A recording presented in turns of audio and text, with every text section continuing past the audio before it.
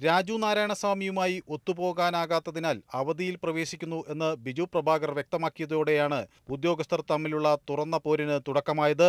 Horticulture മിഷന്റെ പരിശീലന പരിപാടികളുടെ ഭാഗമായി ഇസ്രയേൽ വിദഗ്ധനെ വരുത്തിയത് കൃഷിമന്ത്രിയുടെ അനുവാദത്തോടെയാണ്.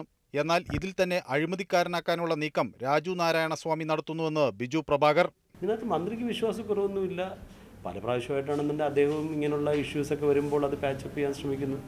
അപ്പം നമ്മളിങ്ങനെ ഒരു വകുപ്പിലെ രണ്ട് ഉദ്യോഗസ്ഥർക്ക് അങ്ങോട്ടും ഇങ്ങോട്ടും വിശ്വാസമില്ലാത്ത രീതിയിൽ നിന്ന് കഴിഞ്ഞാൽ അത് ബഹുമാനപ്പെട്ട മന്ത്രിക്കും അതുപോലെ തന്നെ ഗവൺമെൻറ്റിനും അതിൽ വലിയൊരു ബുദ്ധിമുട്ടുണ്ടാകുമെന്ന് കരുതിയിട്ടാണ് ഇവിടുത്തെ മാറാമെന്ന് വിചാരിച്ചത്.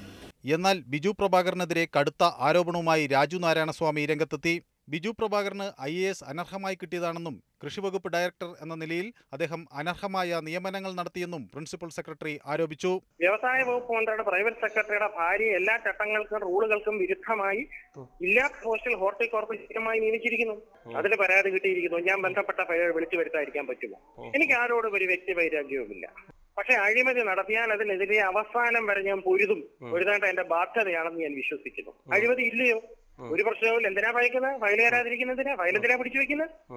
ഇനി ഇതൊന്നും അല്ല ഇതിന്റെ സത്യങ്ങൾ. ശ്രീ ബിജു പ്രഭാകറിന്റെ IAS പൂർണ്ണമായും വ്യാജമാണെന്ന് തെളിയിക്കുന്ന എല്ലാ രേഖകളും എന്റെ പക്കൽ ഇരിക്കുക. അത് ആൾക്കാർ എന്റെ കയ്യിൽ ഹാജരാക്കിയിരിക്കുന്നു. ആ രേഖകളെ അദ്ദേഹം ഭയക്കുന്നു, വല്ലാതെ ഭയക്കുന്നു. IAS അനർഹമെങ്കിൽ തെളിവുകൾ കോടതിയിൽ കൊടുക്കട്ടെ എന്ന് ബിജു പ്രഭാകർ തിരിച്ചടിച്ചു. അനധികൃത നിയമനമല്ല, തന്റെ കീഴിലുള്ള ഓഫീസിലുള്ളവർക്ക് അധിക ചുമതല നൽകുക മാത്രമാണ് ചെയ്തത്.